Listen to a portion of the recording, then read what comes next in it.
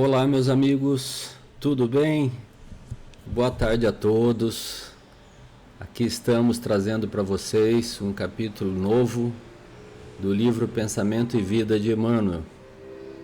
Eu me recordava um pouco antes de começarmos esse 24º capítulo que todos nós aqui atravessamos, digamos assim, a existência terrestre muitas vezes, como eu vou dizer, iludidos por algumas sensações que a matéria, que o corpo carnal, que a vida material nos leva.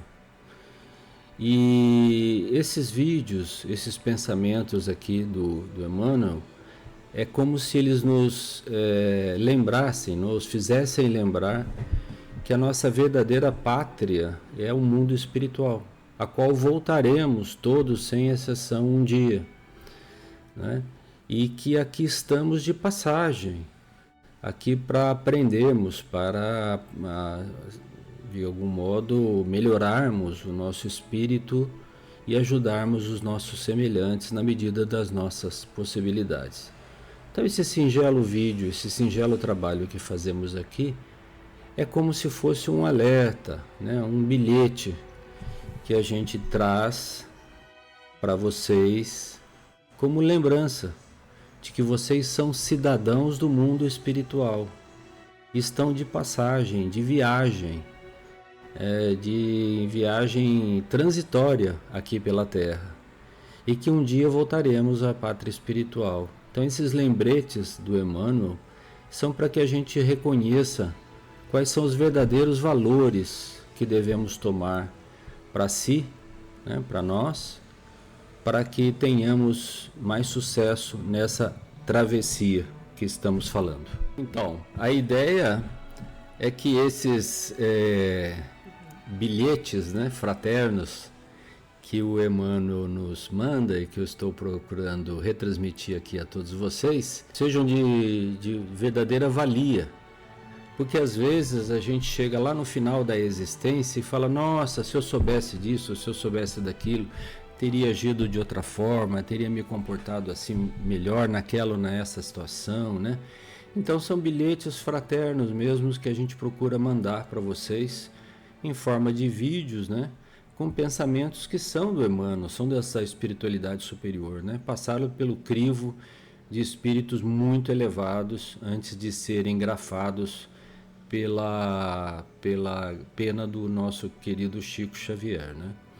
Então é isso que eu queria comentar aqui com vocês, porque a gente às vezes vai fazendo vídeo um atrás do outro e esquece de comentar com vocês o verdadeiro propósito disso daí, né? Lembrando, se gostarem do conteúdo, gostarem do vídeo, né? Nós temos esse canal que chama Reflexões Espiritualistas, é justamente para provocar estas reflexões nas pessoas, é que nós estamos aqui, né?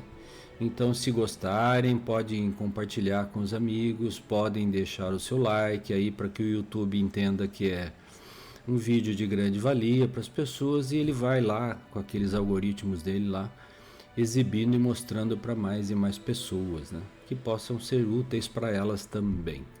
Tá bem? E se inscreverem no canal aqueles que ainda não estão inscritos, tá certo? Bom, vamos lá?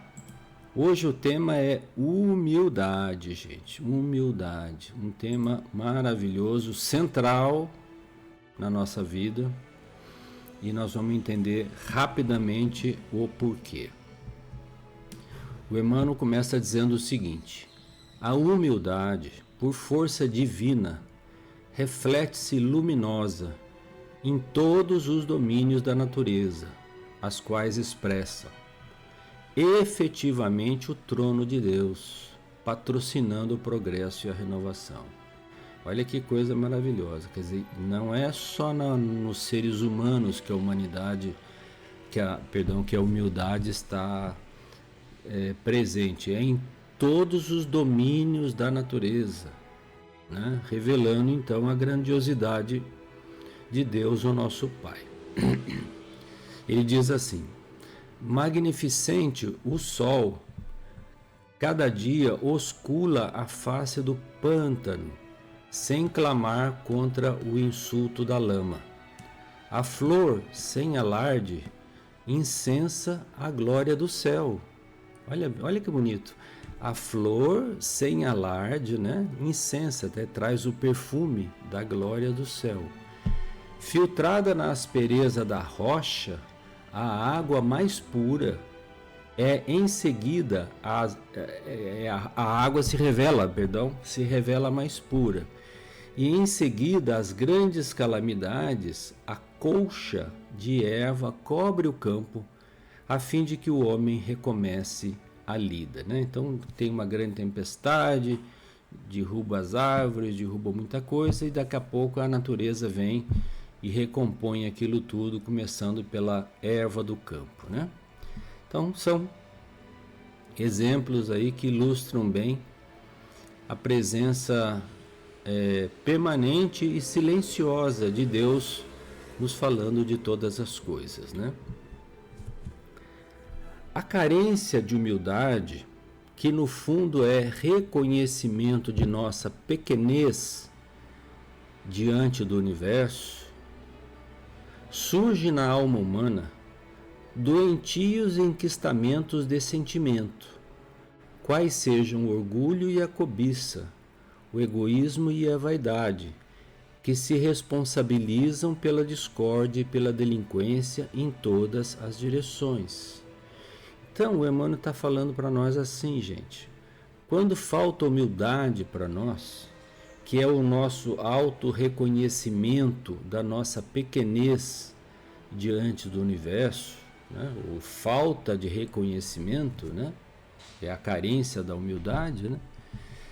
Surge na alma, na nossa alma, lá no íntimo da nossa alma, doentios enquistamentos. O que seria isso? Doentios abscessos, tumores de sentimento.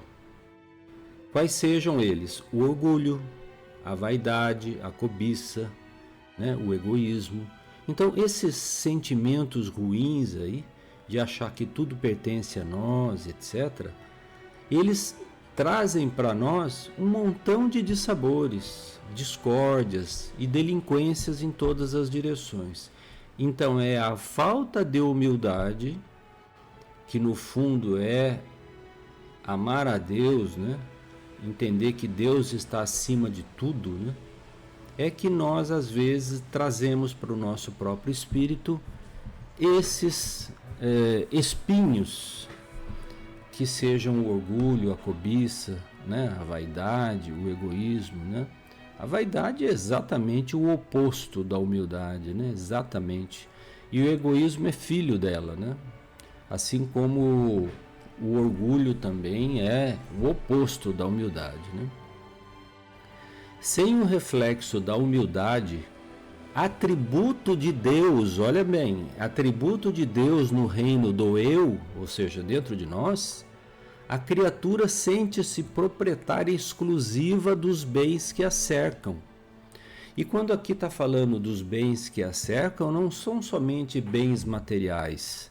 Está achando que também as pessoas que estão do lado dela são propriedade dela. Ou os funcionários, ou os amigos, né? Não, não é assim, né?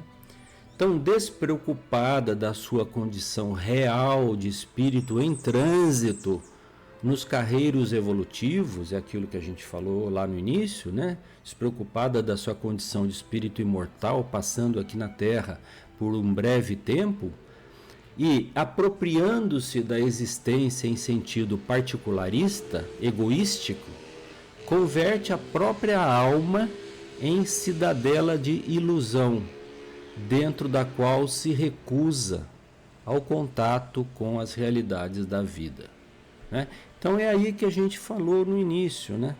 Então a falta de humildade traz uma prepotência, uma visão personalística do eu, que faz com que nós nos sintamos melhores do que os outros, ou melhores do que todo mundo, e que tudo tem que girar em torno de nós. Isso denota a ausência da humildade.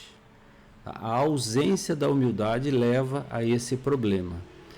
né? Por isso aí a gente acaba se afastando das realidades fundamentais da vida, quais sejam as de sermos nós espíritos eternos, e que tudo que nós temos aqui nós vamos deixar no túmulo, não vamos levar nada, a não ser aquilo que construímos dentro de nós, tá certo? Bom, ele continua: sob o fascínio de semelhante negação, ó, ele já chama até de negação, a negação da humildade, né?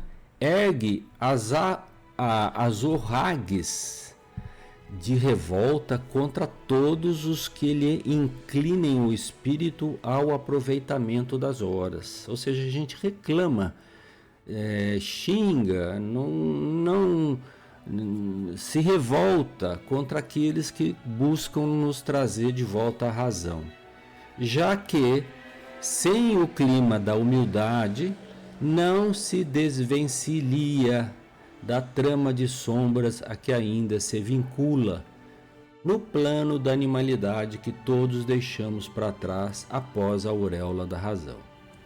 Então, o que é isso, né, gente? Quando nós adquirimos a razão, deixamos de ser meramente animais com instintos, tá certo? Nós adquirimos a nossa capacidade de discernir as coisas. E esse discernimento é válido para o espírito imortal, não só para o corpo de carne que aqui está, né? Então, se a gente não se cobrir com o véu da humildade, nós vamos continuar nessa trama de sombras que ainda se vincula a esse passado irracional que nós tivemos. É isso que ele está falando, né? Então a gente tem que se desvincular desse passado de sombras, onde deixamos para trás os instintos da animalidade e passamos a atuar com a razão, com o discernimento, com o entendimento, com a fraternidade, que nos fazem melhor e melhor e melhor a cada dia, certo? Vamos lá. Possuída pelo espírito da posse exclusivista, a alma acolhe facilmente o desespero e o ciúme, o despeito e a intemperança. Olha bem, hein? Vou ler de novo.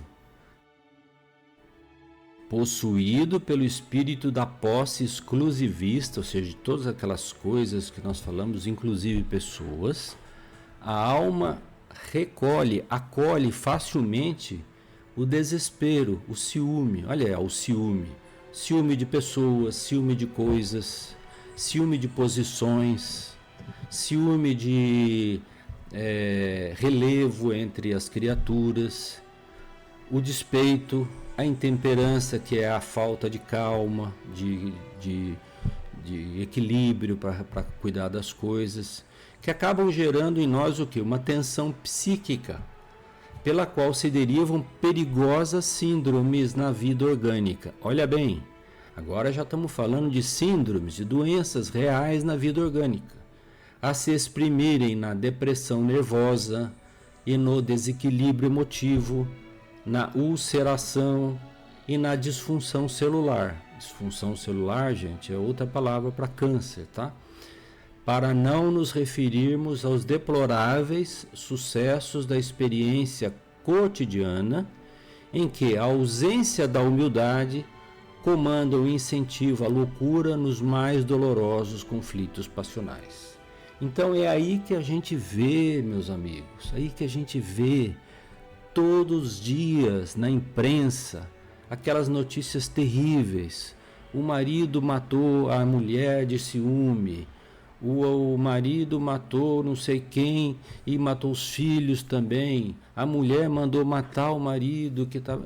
Já aquelas notícias que você vê, que você não acredita que acontecem, porque a imprensa está aí nos mostrando quase todos os dias. Começa no ciúme, no desespero, né? No despeito, na intemperança, na falta de calma, na cólera, causados pela vaidade, causados pela falta de humildade, causados pelo ciúme. São esses defeitos que, quando não levam a gente a doenças passionais no nosso corpo orgânico, né, debilitantes muitas vezes ou até mortais, levam a situações violentas que nos levam quase à loucura, que vão nos custar anos e anos, décadas, para não dizer séculos muitas vezes, para serem reformados ao longo dos tempos, com reencarnações e reencarnações muitas vezes dolorosas, né? Então ele diz assim: quem retrata em si os louros dessa virtude, quase desconhecida, olha bem, está dizendo que é uma virtude quase desconhecida, entre nós, é claro, né? Aceita sem constrangimento a obrigação de trabalhar e servir a benefício de todos. Por que aceita sem constrangimento? Porque a faz de forma espontânea, a faz de forma natural. Porque aquele que tem humildade não se sente agredido ou violentado em nada, não é mesmo? Porque ele não sente que tomaram nada dele, porque ele sabe que tudo pertence a Deus, não é mesmo? Então, isso acontece cotidianamente, né? Então ele diz assim, olha: aceita sem constrangimento a obrigação de trabalhar e servir a benefício de todos, não só o nosso benefício, assimilando desse modo a bênção do equilíbrio. Olha aqui, a bênção do equilíbrio. Que delícia ser uma pessoa equilibrada. E substancializando a manifestação das leis divinas, que jamais alardeiam as próprias dádivas, né? A manifestação divina, como eu já disse, é silenciosa, chega para nós às vezes no silêncio, né? No vento que sopra, na luz do sol, na luz das estrelas, né? Na beleza do campo, na maravilha da relva, né? Na placidez das águas, e assim vai, né?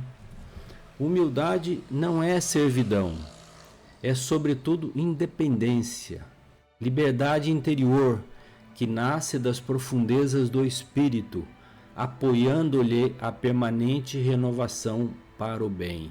Então, ser humilde não é ser fraco, ser humilde é ser forte, não é ser escravo, é ser dono da sua razão, certo? Você é independente quando você é humilde, você não é escravo de suas paixões e tem liberdade interior, né, que vem desse equilíbrio que nós temos, da profundeza dos nossos espíritos, em permanente contato com Deus, né? Fazendo o quê? Apoiando-nos para a renovação para o bem. Porque somos perfeitos? Não somos perfeitos. Temos essa virtude já conquistada? Ainda não. Então temos que conquistá-la através de trabalho laborioso no campo do bem. Tá certo? E aqui, já finalizando, ele diz assim: cultivá-la, né? Cultivar a humildade é avançar para frente sem prender-se, sem os aguilhões do passado. É projetar o melhor de si sobre os caminhos do mundo. É olvidar todo o mal, esquecer todo o mal e recomeçar alegremente a tarefa do amor a cada dia.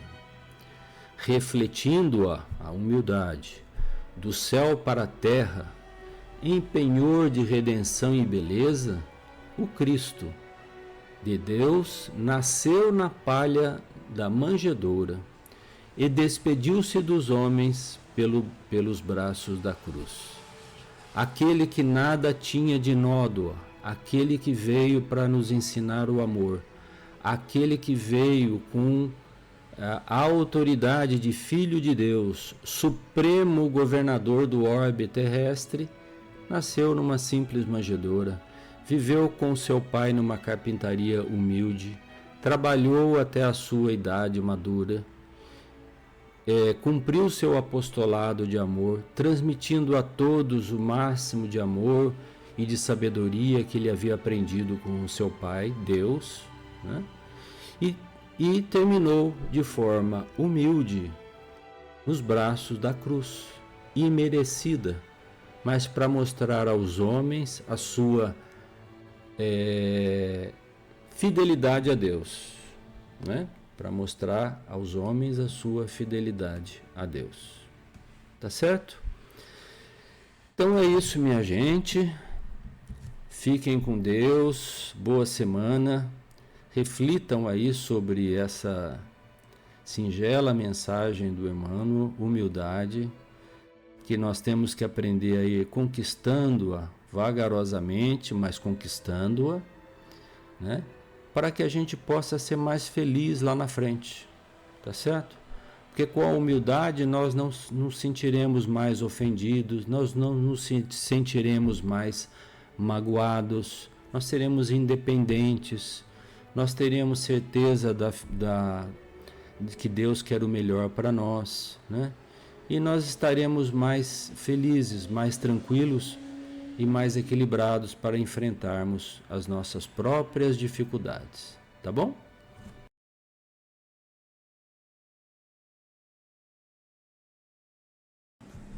Olá, meus amigos, tudo bem com vocês? Boa tarde a todos, boa noite para aqueles que estiverem assistindo mais tarde esse vídeo. Estamos aqui de volta, vocês já sabem, né? Pensamento e Vida, de Emmanuel.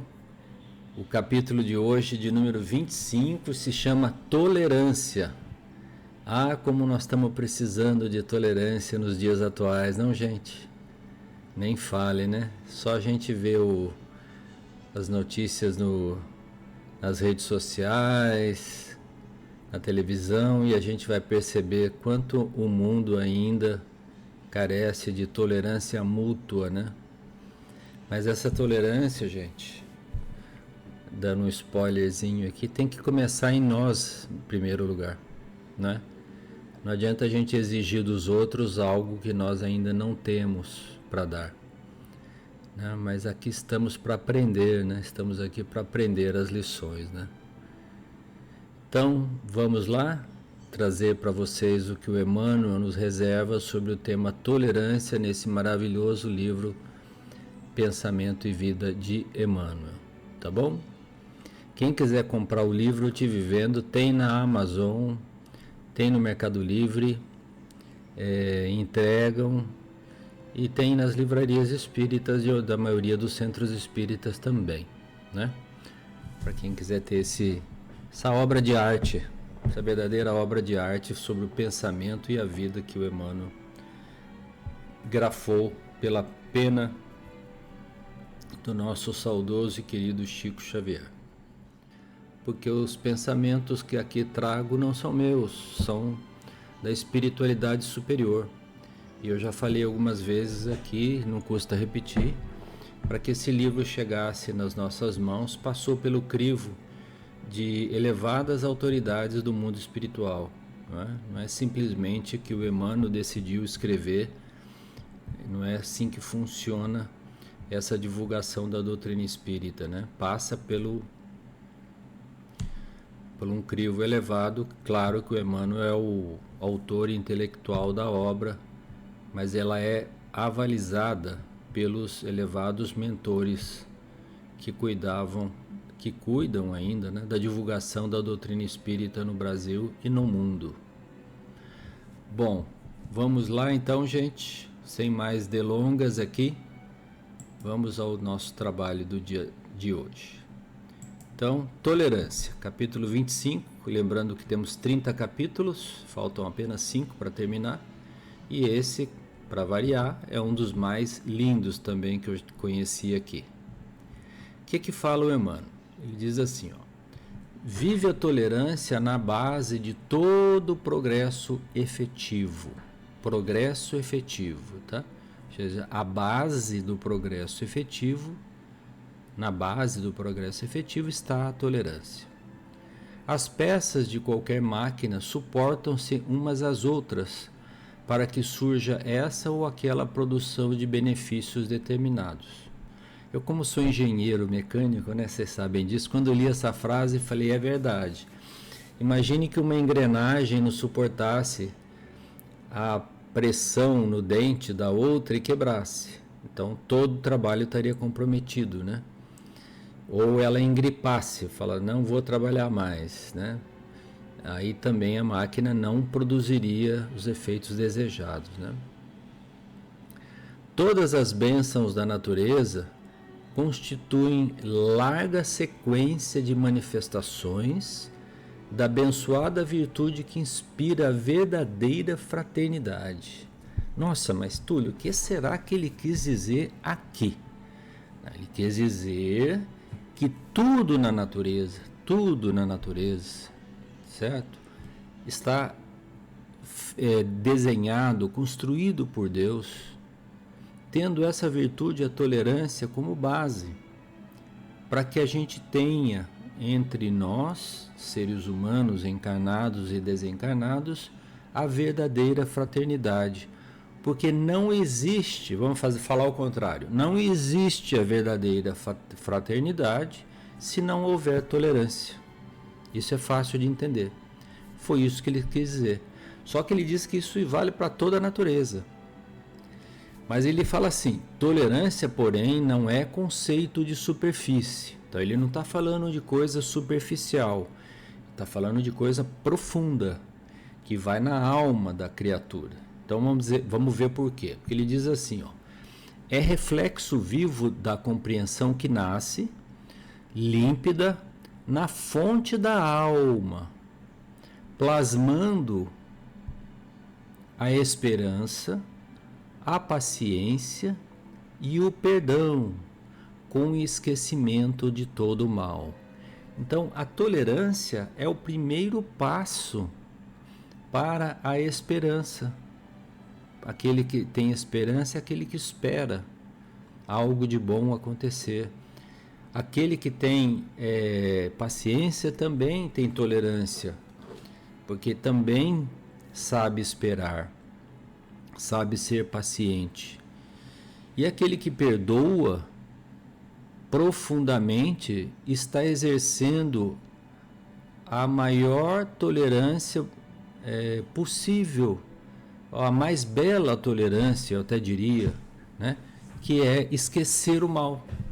Perdoar é esquecer o mal, não lembrar mais daquilo, deixar para lá, deixar que Deus cuide das situações, não queremos nós sermos juízes em causa própria, né? Não dá certo, né? Então, olha aí, a tolerância é reflexo vivo da compreensão, ou seja, tolerância e compreensão estão ali, né? Quase sinônimos, né?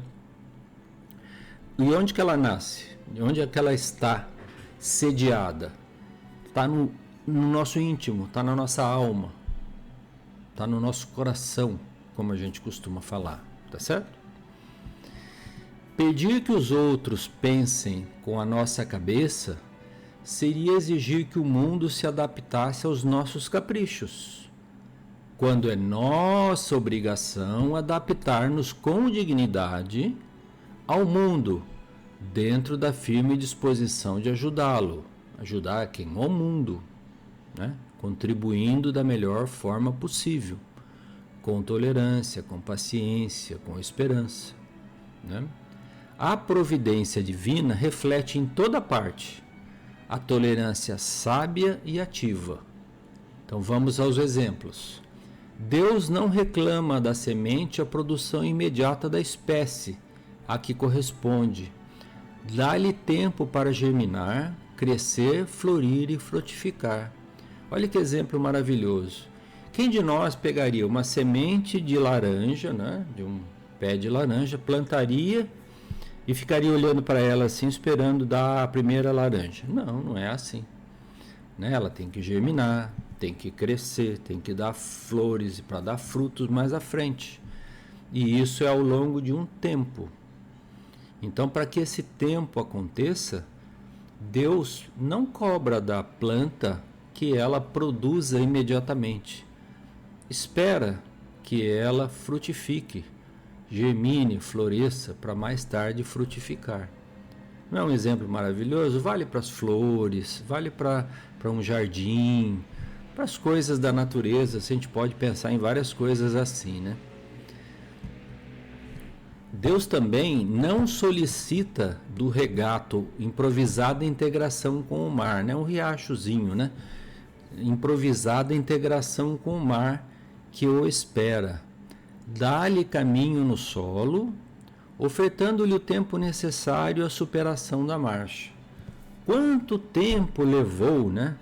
Eras e eras, muitas vezes, para que um riacho fosse abrindo o caminho através das chuvas, das estações do ano, e fosse abrindo o caminho na rocha, na terra, nos campos, para poder chegar no mar. Não chega da noite para o dia, né? Então Deus também esperou aquele riacho chegar até aquela divindade que é o mar, né? Para o riacho, né? Assim também, ele diz, né, o Emmanuel, de alma para alma, é imperioso não tenhamos qualquer atitude de violência. Nossa, você vai falar, Túlio, mas por que agora o Emmanuel está falando de violência? Porque, olha, vocês vão entender, ele diz assim, a brutalidade do homem impulsivo e a irritação do enfermo deseducado, tanto quanto a garra do animal e o espinho da roseira, representam indícios naturais da condição evolutiva em que se encontram. Então, quando você usa de brutalidade, de irritação, você está usando um tipo de violência. E essa violência, esse tipo de violência, né, não se coaduna com a fraternidade, que tem como base a tolerância. Tá certo? Porque a gente tem que ser tolerante com as pessoas que estão ao nosso redor, com os nossos familiares, com os nossos amigos, com os nossos chefes, com os nossos subordinados, com aqueles que não nos compreendem ainda, né? Sabendo ter tolerância, nós também teremos um pouco mais de paz no coração. Conseguiremos, né, controlar melhor aquela ansiedade de querer resolver tudo, de querer fazer tudo na mesma hora, né? Que tudo tem seu tempo na vida, né? Então a gente compara, né, esse exemplo que ele deu, um estágio evolutivo do homem que ainda é violento, né? Que é aquele que não sabe tolerar, né? Usa da violência para conseguir aquilo que quer, né?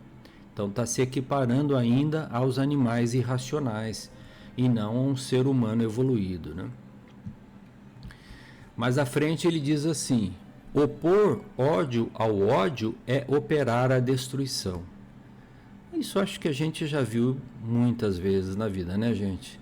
Que quando você tenta responder o ódio com o ódio, a brutalidade com a brutalidade, a violência com a violência, nós vamos ter o quê? Guerras, conflitos de enormes proporções, ou conflitos individuais de proporções de longo prazo, que exigirão resgates, às vezes, de várias encarnações, certo? Se a gente não souber tolerar, né? Então, a gente não pode responder o ódio com ódio. O ódio a gente responde com amor. Ah, mas Túlio, é muito difícil isso daí. Como que eu vou responder ódio com amor? A gente aprende. Do jeito que a gente aprende a andar de bicicleta, que a gente cai, fica lá balançando, e uma hora a gente sai andando sozinho, a gente vai aprender a amar, né? Mas ao seu tempo. Mas tem que fazer aquele exercício diário, né? De tolerância, de paciência, né? Então ele diz assim, olha, o autor de qualquer injúria invoca o mal para si mesmo. Então quando nós injuriamos alguém, nós já falamos isso aqui, esse mal, ação e reação, volta para nós. Em vista disso, o mal só é realmente mal para quem o pratica. Revidá-lo na base da inconsequência em que se expressa é assemelhar-lhe o veneno. Certo? A mesma coisa, está pegando fogo na casa, o que eu jogo? Água ou gasolina? Se eu jogar a gasolina, a casa vai pegar fogo mais ainda. Eu jogo água, tá certo? Acho que uma vez nós fomos no Chico Xavier, né? Quando a gente visitava eles na década de 80, acho que alguém perguntou para ele: mas Chico, quando alguém nos ofende, e o que que a gente faz, né? Daí ele falou: toma um gole d'água e fica com a água na boca e espera a raiva passar, né? Espera, fica quieto, fecha a boca, né? Fica com a água na boca, assim, ó, não pode falar, né? Para esperar passar aquela tempestade interior que acontece no seio de todos nós quando alguma coisa violenta nos acontece, né? Então a gente não adianta querer revidar na base da inconsequência da violência, que nós vamos criar mais tormentos para nós mesmos, não só para os outros, mas para nós mesmos, e às vezes tormentos para nossa família ou para os nossos familiares, porque às vezes as consequências disso se alastram como um incêndio de grandes proporções que ninguém consegue parar mais, né? Então ele diz assim: é imprescindível tratar a ignorância com carinho medicamentoso, que dispensamos ao tratamento de uma chaga, de um machucado, de uma doença. Porquanto golpear a ferida sem caridade será o mesmo que converter a moléstia curável numa leijão sem remédio. Tá claro, né, gente? Você tá com uma chaga, uma doença, sei lá, na perna, no braço e tal. Você não vai ficar golpeando aquele machucado para tentar fazer ele sarar, né? Não, você vai tratar com medicamento, né? Então, não adianta a gente golpear o mal com o mal mesmo, que esse mal volta para nós, às vezes até dobrado, sabe? Então ele diz assim: a tolerância por esse motivo é, acima de tudo, completo esquecimento de todo o mal, e ele acrescenta: com serviço incessante no bem. Então não basta só esquecer o mal, temos que também trabalhar no bem, porque o mundo está cheio de criaturas que não são lá nem cá, né? É o chamado nem, né? Não faz nenhuma coisa nem outra, não faz nem o bem nem o mal. Isso também não ajuda, porque o mundo precisa de pessoas que façam o bem. Se nós queremos que o mundo passe de um planeta de expiação e provas para um planeta de regeneração, onde o bem vai prevalecer sobre o mal, nós temos que começar com a gente mesmo. Não é isso? Não receitar receita para os outros, temos que começar com a gente mesmo. É por isso que ele fala isso: com serviço incessante no bem. Quem demonstra com os lábios, repete palavras de perdão de maneira constante, demonstra acalentar a volúpia da mágoa com que se acomoda perdendo tempo. Então, que foi que ele falou aqui? Ele falou assim: olha, falar de perdão, eu te perdoo, mas só da boca para fora, não resolve nada. Entendem? Então ele está dizendo isso: o que importa é dentro de você mesmo, né? É o que ele diz lá: perdoar é olvidar a sombra buscando a luz, é esquecer a sombra, esquecer o mal buscando a luz. Nossa, mas Túlio, mas isso é muito difícil.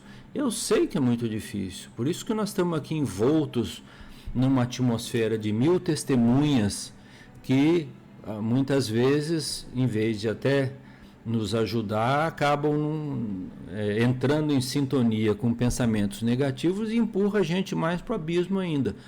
Por isso o Cristo nos ensinou: vigiai e orai para não cairdes em tentação. Não é uma fórmula teológica, é uma fórmula de vida, tá certo? É uma fórmula de vida. Então perdoar realmente é esquecer o mal, buscando a luz, buscando trabalhar no bem. Se você ainda conseguir fazer uma prece para o seu ofensor, melhor ainda, sua luz vai brilhar mesmo, tenham certeza disso, tá certo? Se eu ainda não consigo falar com ele, se eu ainda não consigo, ele ou ela, né? Não consigo falar, não consigo ainda me corresponder civilizadamente, façamos uma prece por ele, uma prece silenciosa, porque Deus está vendo as nossas preces todo instante. Então vai entender que o nosso coração já se resignou, já perdoou e já está buscando uma conciliação. E aí será o momento adequado e vai aparecer esse momento adequado mais à frente para que essa conciliação aconteça. Tem uma outra passagem do Evangelho também sobre o perdão, que o Cristo fala para um dos discípulos, eu acho que é para Pedro, fala para ele assim: procura se reconciliar com o seu adversário enquanto você está a caminho com ele, porque mais tarde poderá ser muito mais difícil. Vocês entendem o alcance individual e coletivo para desse ensinamento é muito grande. Porque se eu deixo o tempo passar e não procuro a reconciliação, às vezes aquele meu inimigo, entre aspas, né, morre, desencarna, passa a ser um obsessor nosso, certo? Então, nós temos que procurar nos reconciliar com aqueles que a gente se desentendeu de alguma maneira, por nossa culpa ou por dele, não importa, né? Enquanto a gente está lado a lado com a pessoa, né? Porque depois pode ser que você perca a oportunidade de se encontrar novamente com aquela criatura, né? Então ele diz assim: não é dobrar joelhos ou escalar galerias de superioridade mendaz, superioridade falsa, teatralizando os impulsos do coração, ou seja, da boca para fora, mas sim persistir no trabalho renovador, criando bem e harmonia pelos quais aqueles que não nos entendam de pronto nos observem com a diversa interpretação, compreendendo-nos o idioma inarticulado do exemplo. O que ele disse aqui? Disse que o exemplo fala mais alto. O que vale é o exemplo, é o que a gente faz, não o que a gente fala. Tá certo? Eu já falei aqui, nós temos uma nuvem de testemunhas, inúmeros espíritos afins conosco ou não tão afins conosco, nos observando o tempo todo. Então não adianta eu estou aqui fazendo uma live para vocês, falando de tolerância, acaba aqui, eu não tenho tolerância com o animal que está latindo lá, chuto lá o cachorro. Eles estão vendo que aquilo que eu estou falando é só da boca para fora. Entende? Eles vão falar, tá vendo, olha lá, o Túlio falando de tolerância lá na live e chutou o cachorro lá depois, ou xingou a esposa, né, ou o filho, não teve paciência com um amigo no trabalho. Então não adianta a gente se enganar, né? Estamos enganando quem? Nós mesmos, né, gente? Não tem, né? Não é só Deus que está vendo, tem também as testemunhas desencarnadas que estão vendo tudo que a gente faz, né? Então ele termina aqui dizendo o seguinte: oferece-nos o Cristo o modelo da tolerância ideal. Se alguém pode perguntar, bom, mas qual é o modelo que eu devo seguir? O Cristo. Em regressando do túmulo ao encontro dos aprendizes desapontados, os apóstolos, aqueles seguidores dele ali. Longe de reportar-se a deserção de Pedro, né, que o negou 3 vezes, ou a fraqueza de Judas, que o traiu, para dizer-lhes com a boca que os desculpava, não fez isso. Refere-se ao serviço da redenção, induzindo-os a recomeçar o apostolado do bem eterno. Ou seja, em vez de convertê-los em meros pessoas que receberam uma desculpa ou um perdão, não, induziu eles a serem os divulgadores do Evangelho. Hoje, se nós conhecemos o Evangelho nos dias de hoje, foi porque a partir do exemplo do Cristo, de novo o exemplo, os seus discípulos propagaram essas boa nova, essa boa nova, que o evangelho é um sinônimo de boa nova, né, para o mundo, sendo eles próprios pessoas imperfeitas, pessoas com defeitos, pessoas com problemas, né? Tem um livro maravilhoso, já falei para vocês, Boa Nova, maravilhoso. Tem uma lição lá sobre a tolerância, a boa vontade com Bartolomeu, que vale a pena ler. Gente, é fantástico esse livro. Leiam, leiam, leiam, leiam, tá? Então ele diz assim, terminando aqui, né? Tolerar é refletir o entendimento fraterno. O perdão será sempre profilaxia segura, garantindo onde estiver saúde e paz, renovação e segurança.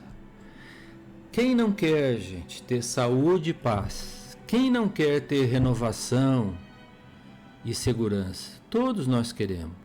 Então a tolerância é a ferramenta que o Cristo nos ensinou para que nós sejamos pessoas mais amáveis, mais fraternas, né? Que saibamos ter a verdadeira humildade de coração e entender aqueles que estão ao nosso redor.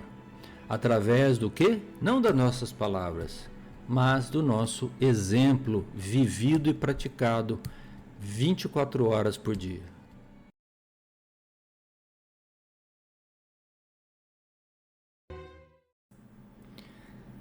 Olá, meus amigos, tudo bom?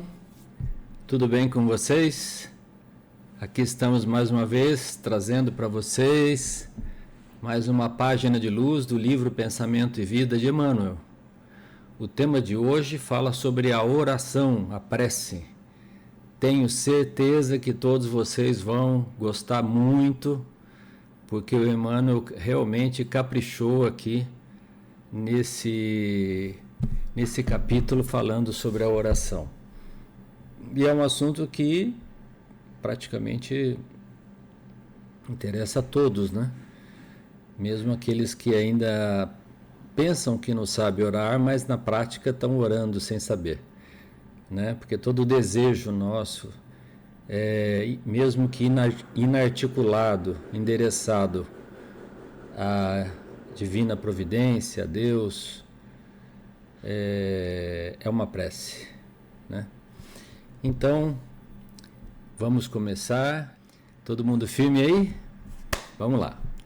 Oração, capítulo 26. Estamos acabando o livro, hein, gente? Estamos acabando. Estamos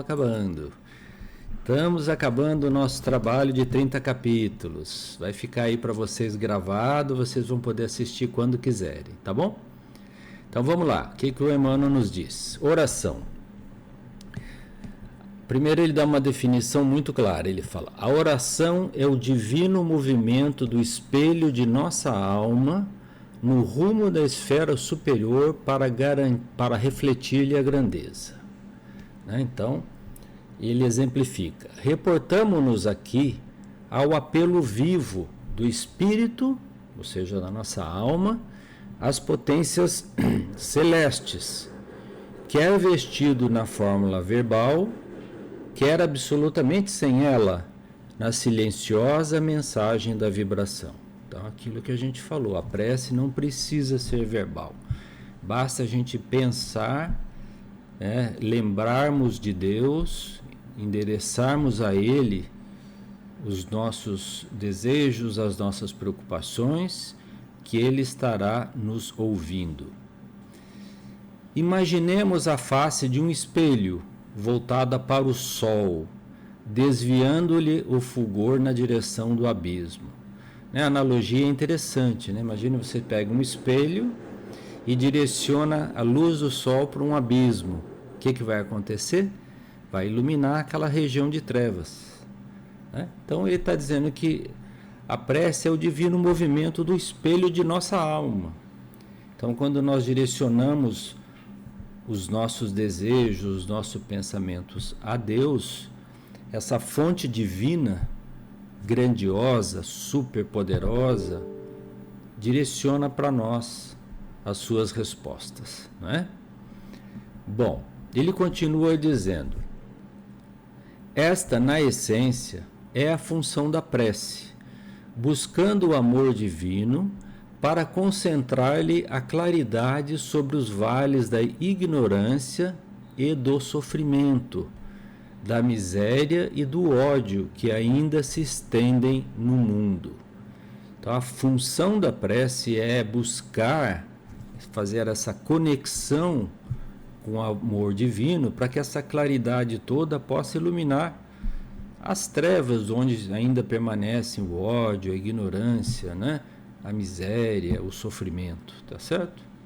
Que ainda se estendem pelo mundo, e nós sabemos disso, né?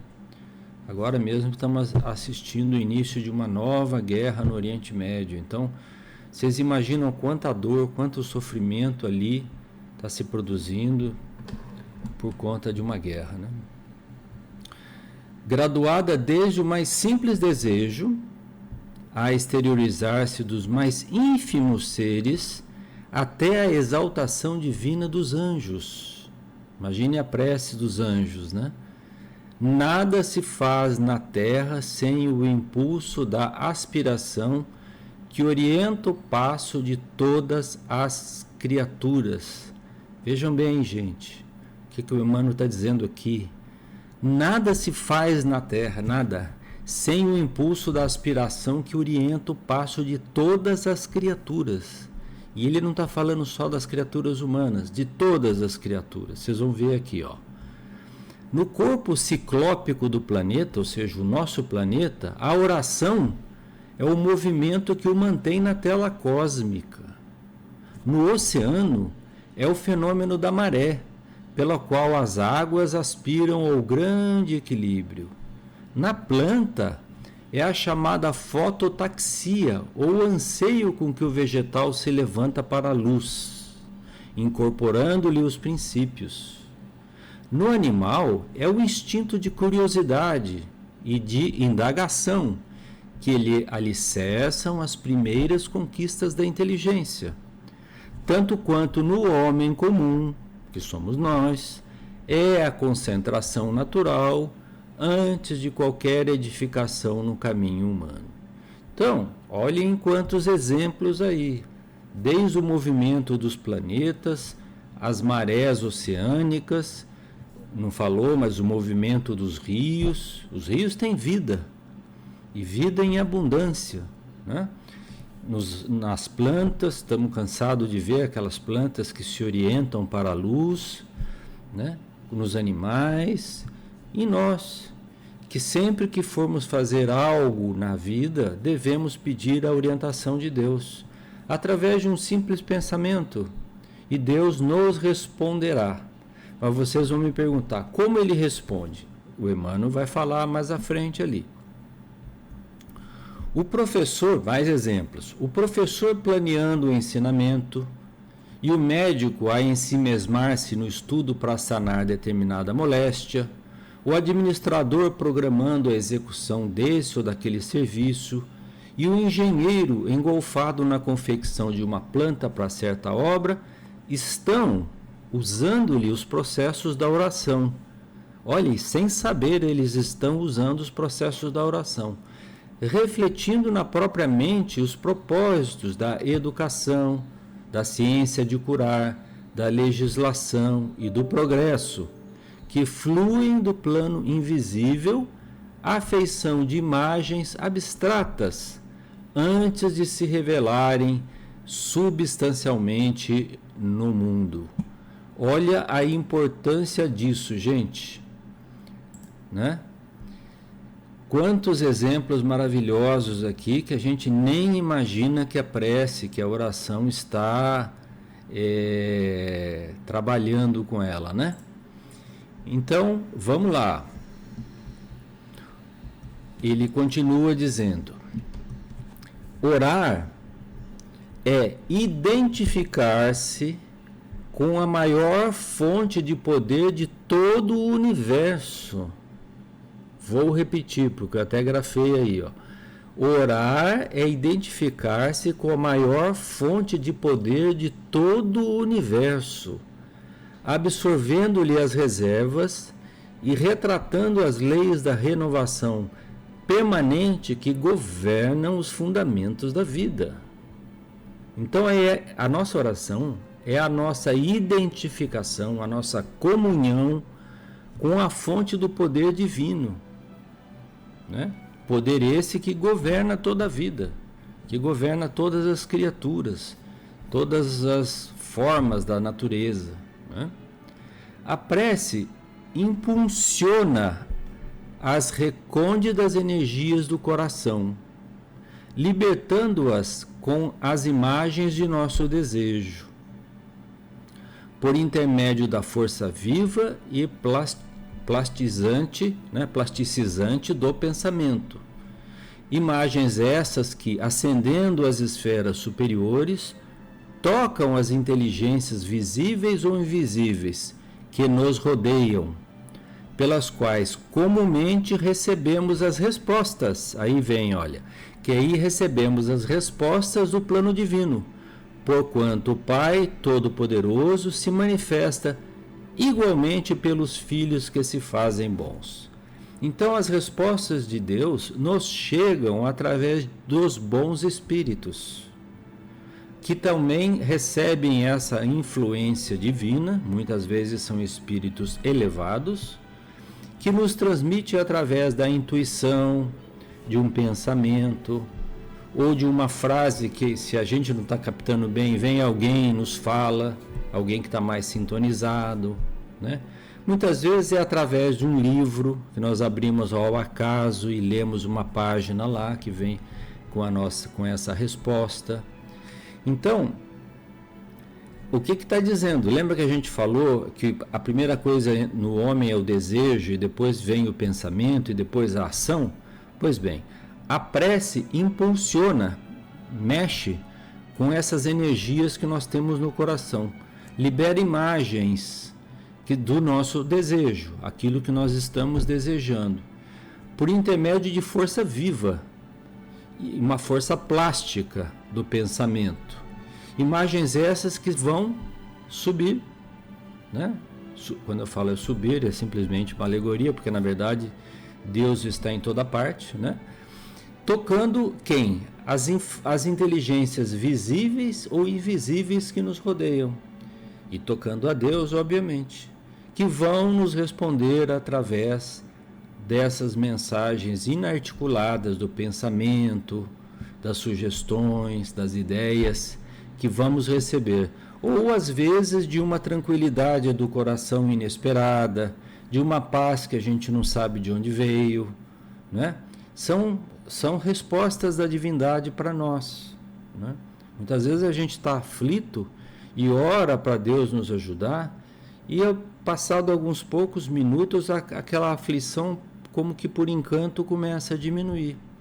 Nosso pensamento começa a pensar em outras coisas, então vai diminuindo então a nossa aflição, né? Então ele continua dizendo assim, ó, a vontade que ora, né, a pessoa, né, que ora, que faz a oração, tange o coração que sente, como se fosse uma harpa, tange como se fosse um instrumento musical, produzindo reflexos iluminativos, não produz som, produz imagens, reflexos iluminativos, através dos quais o espírito recolhe em silêncio, sobre a forma de inspiração e socorro íntimo, o influxo dos mensageiros divinos que lhe presidem o território evolutivo, a lhe renovarem a emoção e a ideia com que se lhe aperfeiçoa a existência. Então, olhem, gente, que beleza. Então, quando a gente ora, usa a nossa força de vontade para orar a Deus com fervor, com fé, aquela prece tange o nosso coração, que produz imagens que são endereçadas então aos mundos superiores, né? E elas são recebidas pelos mensageiros de Deus, né, que está falando ali, e nos retornam para nós em forma de inspiração e de socorro íntimo. É aquilo que a gente falava um pouco antes, sob o influxo dos mensageiros divinos, que ele preside o território evolutivo, que preside o nosso território evolutivo. A lhe renovarem, a nos renovarem a emoção e a ideia com que se lhe aperfeiçoa a existência. São os nossos anjos da guarda ou espíritos mais elevados que vêm até nós trazer essa resposta do céu. Então ele diz assim: dispomos na oração do mais alto sistema de intercâmbio entre a terra e o céu. Vou repetir: dispomos na oração do mais alto sistema de intercâmbio entre a terra e o céu. Viram? Mais alto sistema de intercâmbio. Não tem nada igual, nada se compara. Então ele termina esse lindo capítulo aqui, que é a oração, dizendo o seguinte: pelo divino circuito da prece, a criatura pede o amparo do Criador, né? Que é o que fazemos. E o Criador responde à criatura pelo princípio inelutável da reflexão espiritual, estendendo-lhe os braços eternos, a fim de que ela se erga dos vales da vida fragmentária para os cimos da vida vitoriosa. Então, o Criador responde à criatura pelo princípio da reflexão espiritual, que nós já comentamos, estendendo-lhe os braços eternos, ou seja, nos abraçando. Se nós pudéssemos ter um pouco mais de sensibilidade aguçada, perceberíamos que os amigos espirituais bondosos estão sempre conosco, sempre. Nós é que às vezes desviamos o nosso pensamento das coisas mais elevadas para as coisas mais terrenas, vamos dizer assim, e não percebemos a presença desses anônimos amigos que estão conosco o tempo todo. Eles são os mensageiros de Deus. E existe uma escala evolutiva que chegará até os anjos, que veem e conversam com Deus. Então, quando a situação é muito grave, essa nossa prece vai subindo, subindo, subindo, até atingir escalas angelicais, que é de onde também retornam essas mensagens em forma de resposta para nós, através dos mensageiros espirituais que estão nos, de algum modo, acompanhando a nossa existência terrestre, nos ajudando nos difíceis caminhos e difíceis decisões que muitas vezes nós mesmos temos que tomar. Tá certo? Então, é isso, minha gente. Uma lição lindíssima sobre a oração. Fica aí para reflexão de todo mundo, do nosso canal Reflexões Espiritualistas, por isso ele tem esse nome. Deixo para vocês verem, reverem, estudarem. Muita gente me perguntou sobre o livro. Eu falei que o livro, esse livro que a capa está aí na tela, tem para vender na Amazon, tem várias livrarias espíritas onde vocês podem encontrar. É um livro importante para ter na cabeceira, para a gente olhar lá. Eu quero saber sobre a prece, oração, sobre os diversos assuntos que nós comentamos aqui, né? Sobre o desejo, sobre como funciona o nosso pensamento, etc. As amizades, né? Tem uma lista aqui que vai longe, né? De conselhos. Olha só: trabalho, associação, sugestão, entendimento, berço, família, filhos, corpo, saúde, vocação, profissão, e aí vai, né? Então fica aí para vocês. Vocês podem comprar o livro, podem rever os vídeos que estão sempre gravados aí, lembrando sempre de deixarem o seu like, como eu sempre falo, para que o YouTube possa mostrar para mais e mais pessoas esse nosso singelo trabalho de divulgação da doutrina espírita e do Evangelho de Jesus. Tá bom, minha gente? Um beijo aí no coração de todos. Fiquem com Deus. Nos vemos na próxima semana.